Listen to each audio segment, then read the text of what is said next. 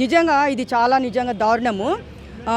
ప్రతి ఒక్కరికి ఎట్లా చెప్పాలో సిగ్గు రావట్లేదు. ఈమెను చూసి ఇంకొకరు నేర్చుకుంటున్నారు. ఇంకా దీంట్లో ఎంతమంది ఉన్నారో అయినా వాళ్ళు పెట్టారు సరే, ఆ డబ్బులు కట్టి చూసే వాళ్ళకన్నా సిగ్గుండాలిగా.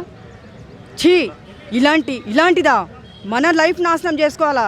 ఇదేం బతుకు, దీని బతుకు పాడుగానని చెప్పేసి కట్టకూడదు, చూడకూడదు. లేదు, చూస్తూనే ఉన్నారు, మారారు జనాలు.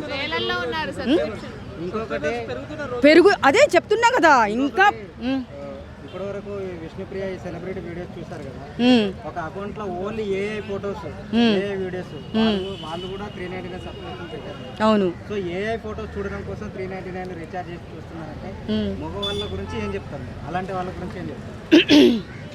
మగవాళ్ళు నువ్వే చూసుంటావు.